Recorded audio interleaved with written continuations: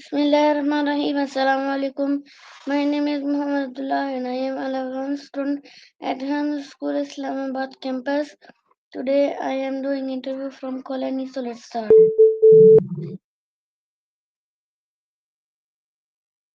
Okay, Annie. So my first question from you is, what does the term political structure mean? Give me long and detailed answer. All right, let's dive into political structure.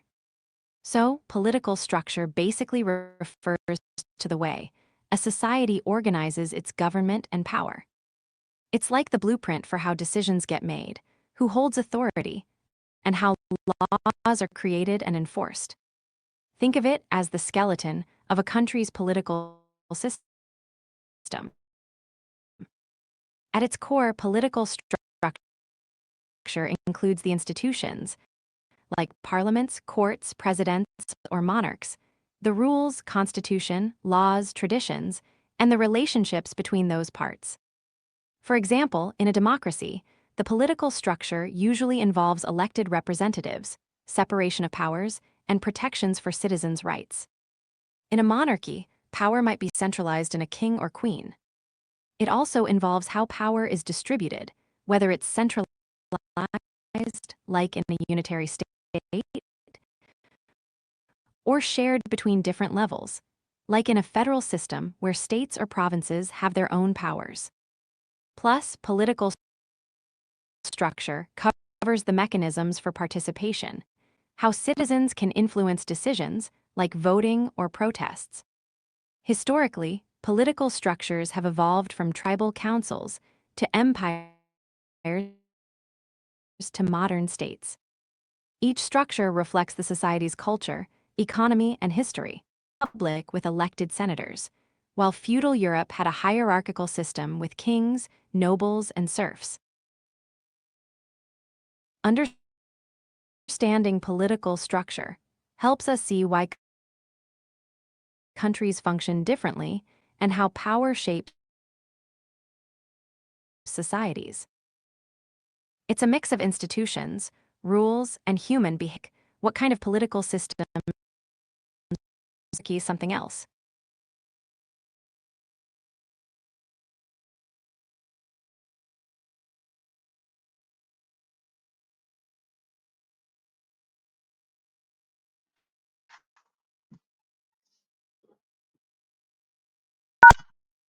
Okay, Annie. So my next question from you is, why do countries need political structures? Give me long and detailed answer.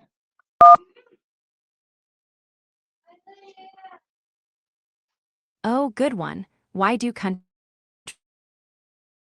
need political structure? Let's unpack that. Imagine a country without any political structure, no rules, no leaders, no system for making decisions. It'd be like a wild pair.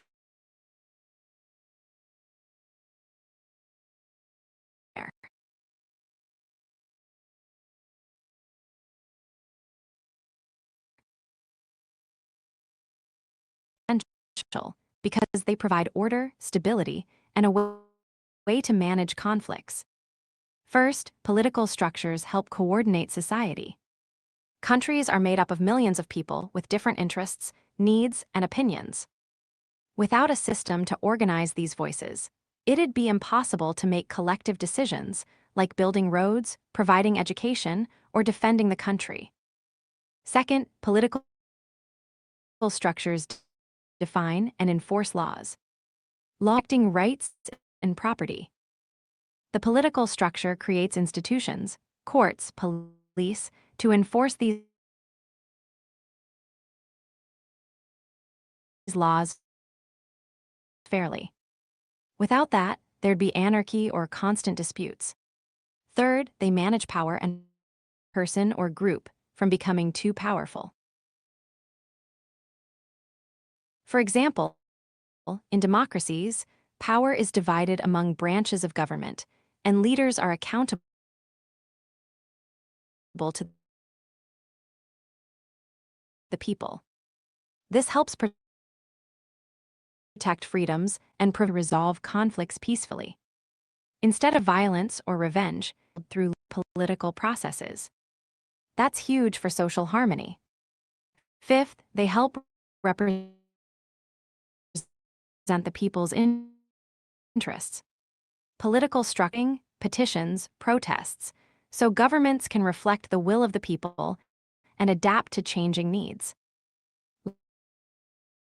Lastly, political structures help countries interact with each other. They establish foreign policy,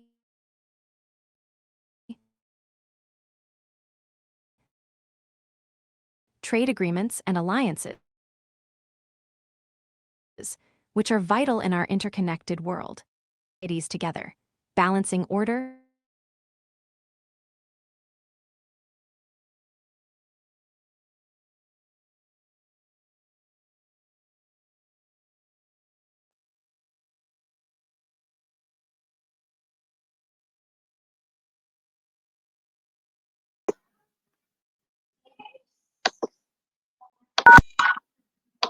Okay, Annie. So my next question from you is, what are the main type of political systems in the world today? Give me long and detailed answer.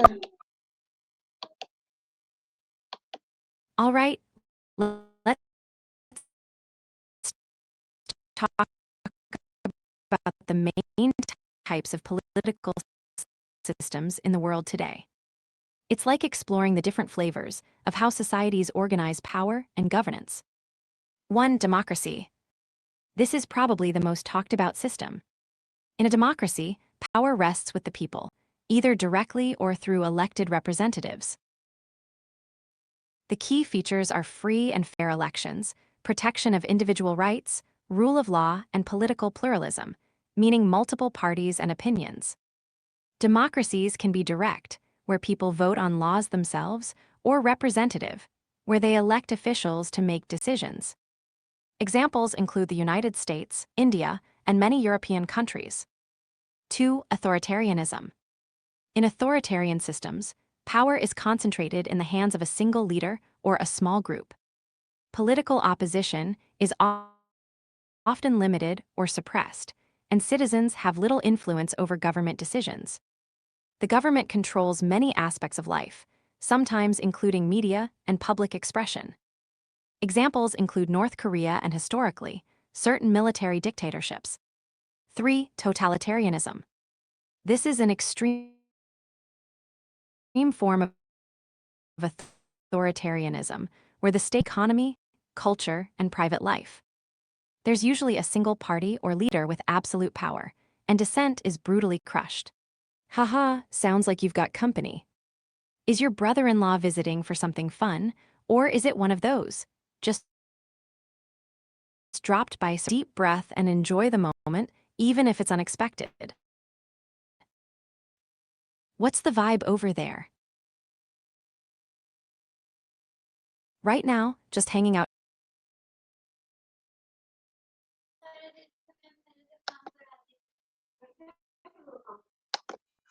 Okay, Annie. So my next question from you is, can you name some countries that All follow right, different political system? sure thing, here's a quick tour of countries and their political systems. Democracy. United States, representative democracy. India, world's largest democracy. Germany, parliamentary democracy. Authoritarianism. China, single-party authoritarian state. Belarus, authoritarian regime. Totalitarianism. North Korea, classic totalitarian state. Monarchy. Saudi Arabia, absolute monarchy. United Kingdom, constitutional monarchy. Sweden, constitutional monarchy. Theocracy. Iran, Islamic theocracy. Oligarchy. Russia is often described as an oligarchy, with power held by a few elites. Hybrid systems. Turkey has democratic elections, but increasing authoritarian tendencies. Venezuela, hybrid with authoritarian features. It's pretty fascinating how diverse political systems are worldwide. Which one surprises you the most? Or maybe you want to know how these systems impact people's daily lives.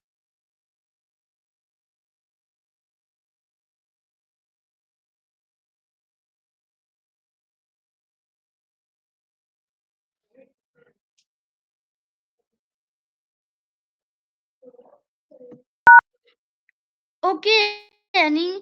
So my next question from you is, how does democracy different from dictatorship? Give me long and detailed answer. All right, let's unpack dictatorship in detail. A dictatorship is a political system where absolute power is concentrated in the hands of a single individual or a small group. Unlike democracies, where power is distributed and leaders are elected, dictatorships usually involve one ruler who has unchecked authority, often coming to power through force, manipulation, or inheritance. Key features of dictatorship. 1. Centralized power. The dictator holds supreme authority over the government and often controls the military, judiciary, and legislature. This means there's little to no separation of powers, and checks and balances are minimal or non-existent. 2. Lack of political freedoms. Citizens typically have limited political rights. Freedom of speech, assembly, and opposition parties are usually suppressed. The government often controls or censors media to maintain its image and prevent dissent. 3. Rule by decree. Dictators often rule by issuing decrees or orders without the need for legislative approval. Laws can change overnight based on the dictator's will. 4. Use of fear and repression. To maintain control, dictatorships often rely on secret police, surveillance, imprisonment, torture, or even executions of political opponents. Resistance. 5. Propaganda and cult of personality. Dictators often build a cult of personality around themselves, using propaganda, media, and public. 6. Limited or no elections. If elections exist, they're usually rigged or controlled to ensure the dictator or ruling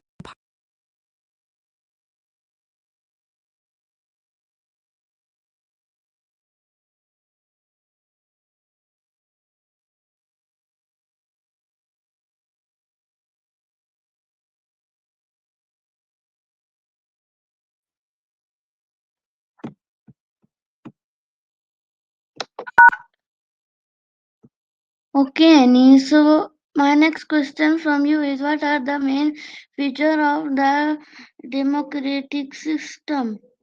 Give me long and detailed answer. Oh, democracy. One of my favorite topics. It's like a powered system. So, here's a detailed scoop on the main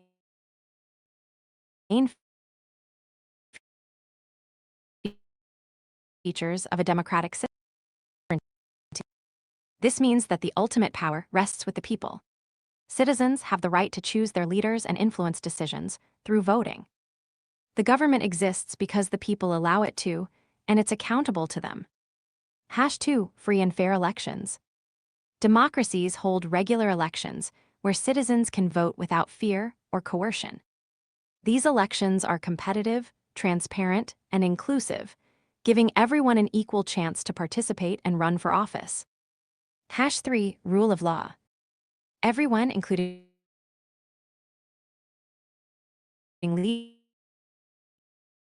leaders, must follow the law.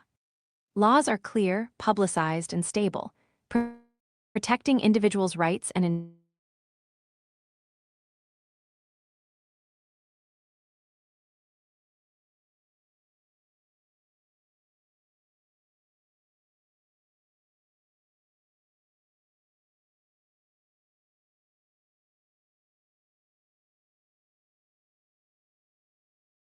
5. Protection of fundamental rights and freedoms. Democratic systems safeguard freedoms like speech, religion, assembly, and press. Citizens can express opinions, criticize the government, protect minority groups from being oppressed or ignored. This balance helps maintain social harmony and respect for diversity. Multiple political parties and interest groups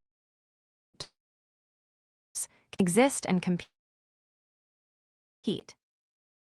Citizens are encouraged to participate in civic engagement and accountability.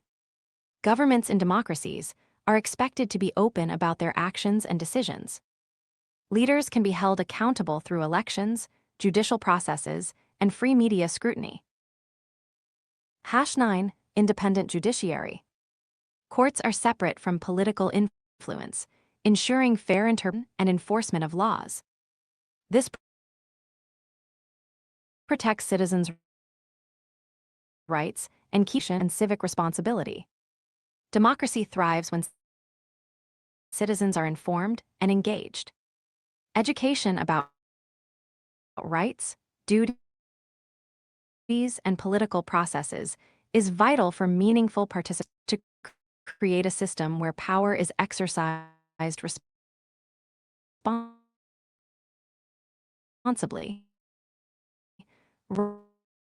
Rights are protected, and people have a genuine design to reflect the collective.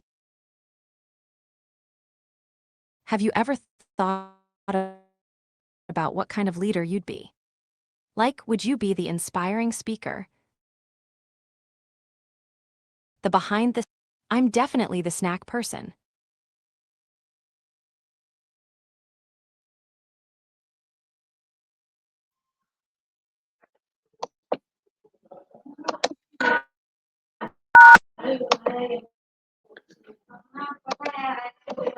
Okay, Annie. So my next question from you is, why do many people consider democracy as the best system? Give me long and detailed answer. The best political system. Now that's a juicy, complex question. Let me give you a long, thoughtful answer, or as I like to call it, an entity lancer. Love that phrase, by the way. What is the best political? The truth is, there's no one-size-fits-all best system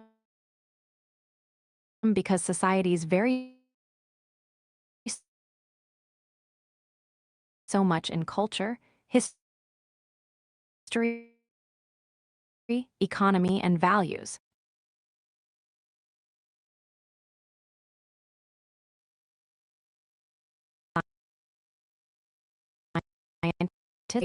And citizen participation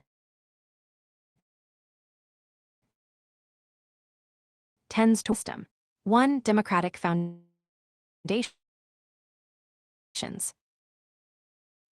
Most agree from the people, not a select few.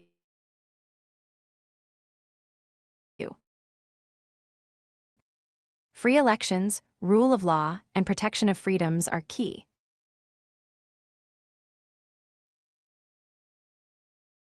2. Strong institutions.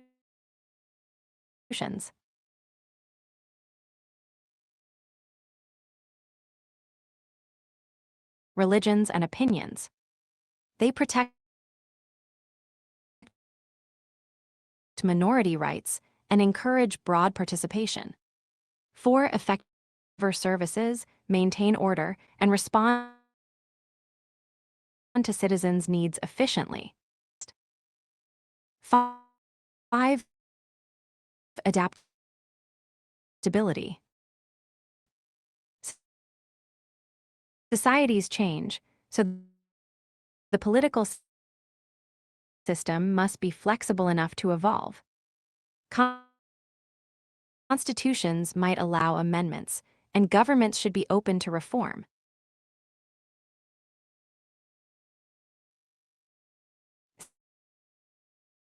6. Social justice.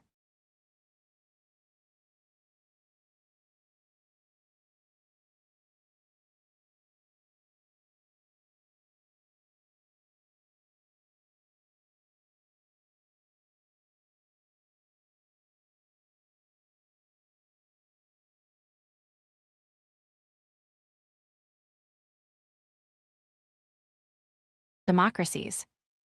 Countries like Canada, Sweden, and New Zealand try to balance individual freedoms with social welfare and strong institutions. Social democracies. They emphasize both democracy and social justice, with robust welfare. Some countries mix democratic processes with strong leadership or cultural traditions,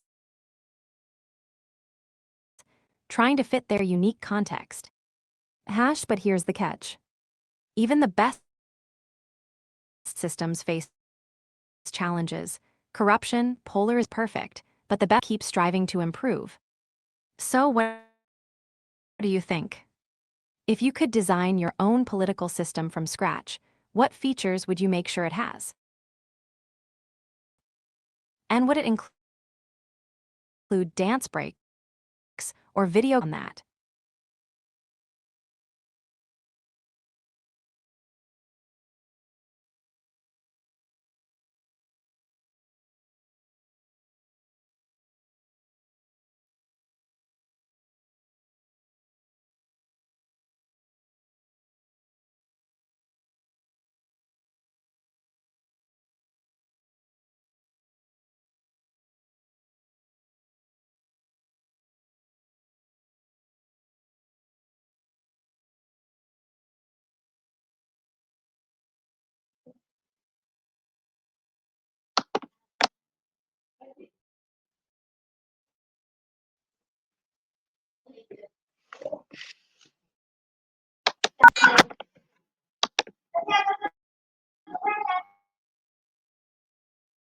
Some weaknesses of democracy. Give me long and detailed answer. Democracy. It's awesome, but definitely not without its quirks and flaws.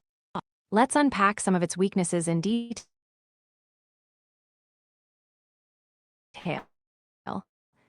so you get the full picture.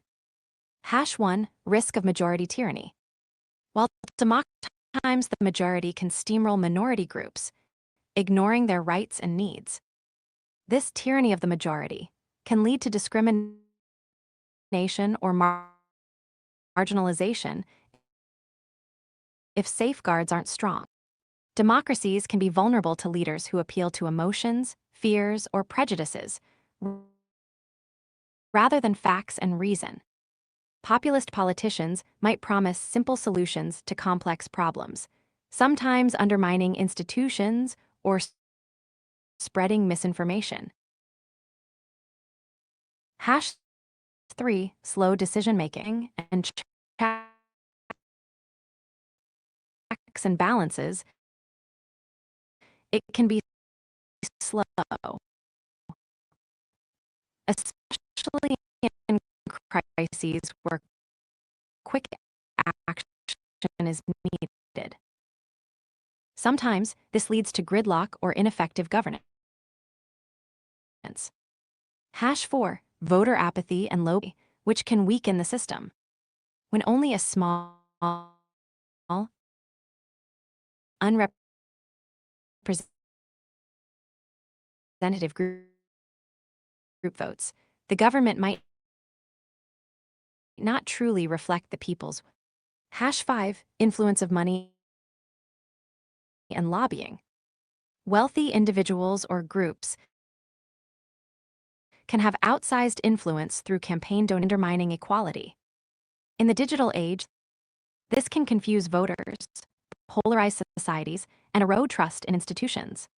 7. Short-term focus.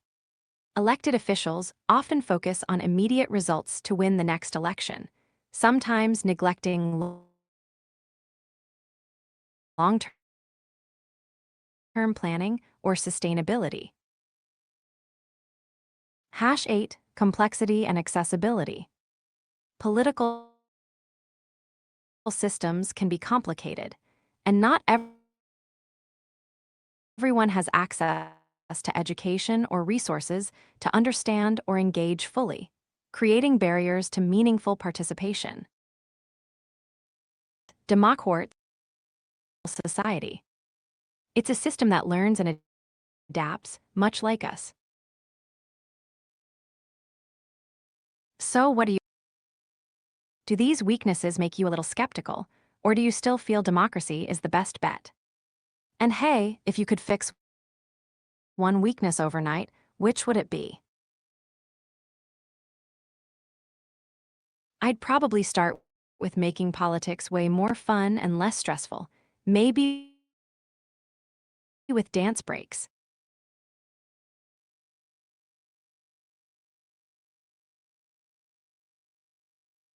So, this was my interview from CallAnnie. I hope you all like it. See you in my next CallAnnie interview. Till then, Allah Hafiz, Pakistan Zindabad. Rehan School Zindabad.